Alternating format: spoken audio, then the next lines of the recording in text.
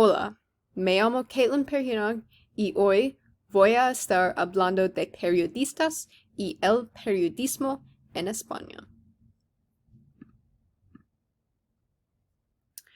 Un trabajo de los periodistas es informar a la gente. Asegúrese de que están al día de los eventos. Para escribir artículos, periodistas entrevistan a la gente están en los eventos. También trabajan con periódicos. Ellos corrigen los artículos y publican en los periódicos o el Internet para la gente leer. También periodistas trabajan con la televisión y reportan con videos y cámaras en el campo. El salario de un periodista en España. En promedio, en España, los periodistas recibirán 3.300 euros mensuales.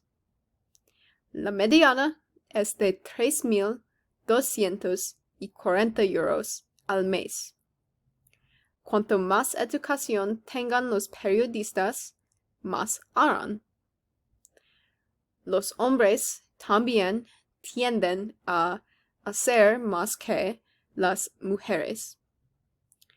Algunos trabajos pueden pagar nuevas contrataciones menos dinero. El País es un periódico popular en España, concretamente en Madrid. Es propiedad de Prisa. Fue fundada en 1976. El periódico fue prohibido en Morocco. El periódico tiene contactos cercanos con PSUA. El periódico apoya al rey Juan Carlos. Es el periódico más leído en España. Su circulación es 238.560 a partir de junio de 2015. Es considerado el periódico de la democracia en España porque apoyaba una constitución en el coup de Antonio Tejero en 1981. La desconfianza de los periodistas en España. La gente en España no confía en el periodismo. Solo el 39% de la gente confía en los periodistas en España. La gente asocia el periodismo con la política. Han creado que el periodismo es un sesgo hacia el gobierno.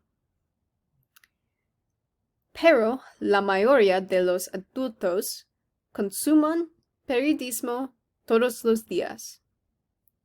La mayoría lo consumen en las redes sociales. La gente no crea artículos en el Internet. Las redes sociales más populares son Facebook, Twitter y la televisión.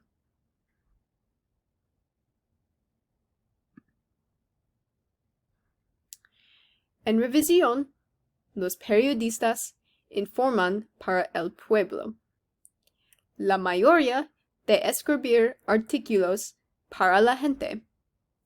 En España, los periodistas ganan un promedio de 3.300 euros al mes.